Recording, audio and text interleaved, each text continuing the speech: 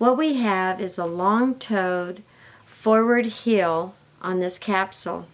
And with a forward heel, it's crushing this heel in a way that you can see these concentric lines are damaging and making this whole heel weaker.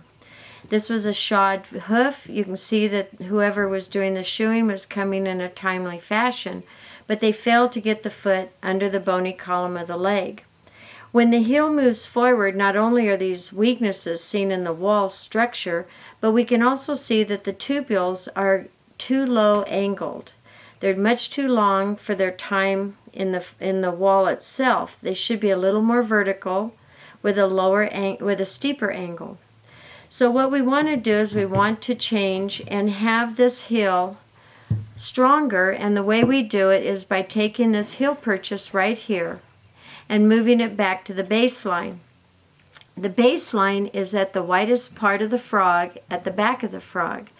And on this foot, because it does have this long heel, it is showing a crease here that actually reflects out onto the wall. So we have several clues telling us where this heel purchase should be. We want the back of this heel purchase right here to touch that line. So we have the clue, the frog, the dent, and we can see that the heel is long and the tubule tips are being pressed on their side, whereas we want the tubule tips, if this purchase was here, it would be pressing on their tubule tips. We can use a gauge that is set up for 4 different horse groups, and what we do is we use this, as this is a horse, we're using the 1 1/8, and we have a small bevel here. And that bevel will actually be placed at the hair-bearing skin. It's where the hair stops, the skin starts, directly over the collateral groove exit. So we take that gauge and we tip it down, and we can see that it actually goes right to the back of the frog. We can see that it validates that this dent here is a compression area for where the excess has been wiggling off the heel. So now we have confidence. We not only have read the foot, interpreted the damage, now we'll reposition this heel purchase so it'll come back to the back of the heel. But we still have the problem of these long tubules going forward. The weight of the horse, the compression of the ground will continue to buckle this wall in this abnormal angle. So what we want to do is we want to create what is called a rim notching.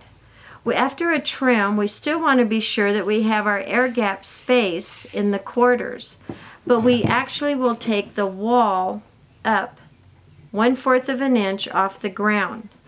That 1/4 of an inch will grow out fairly quickly in a few weeks, so we'll have to redo this rim notch every couple weeks because we don't want the weight of the ground compressing this capsule, maintaining this long tubular low angle form.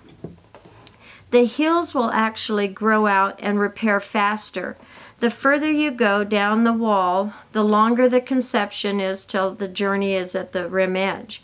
So the wall here will be replaced, and we might have 4 months before we start to see the angle of these tubules here start to stand up a little more healthy so we can develop pigment in the wall.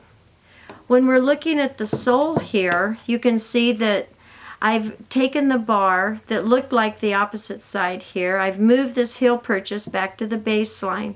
It's a much narrower heel purchase because it's been forward and crushed. But the tubules themselves that comprise the heel purchase, which is the outer wall tubules merged with the bar tubules, if this was a live horse, it would quickly establish a wider heel purchase like this in the right location. What I've done is I've defined the bar. I haven't taken any of the sole texture off. I've just removed the bar horn that I could on this freeze-dried cadaver. Interesting enough is that the bar here actually went under the frog. This is why this frog was actually narrower on this horse's foot. So we would have several trimming decisions to make once we reestablish the heels to the baseline, where we can set our hoof print ring on. The widest part of the foot at the fulcrum is the same distance from the baseline to the toe, and you can see here where that marking is on the untrimmed side.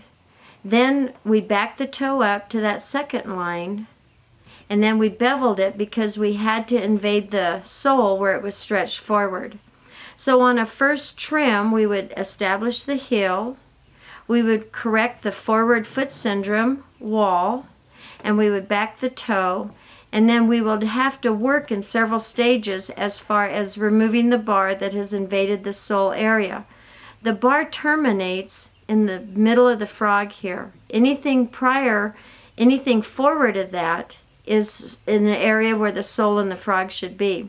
You may not be able to correct that all the first trim or the next 5 trims, but you have to remove that eventually a little at a time so the frog can expand and the horse would be more comfortable.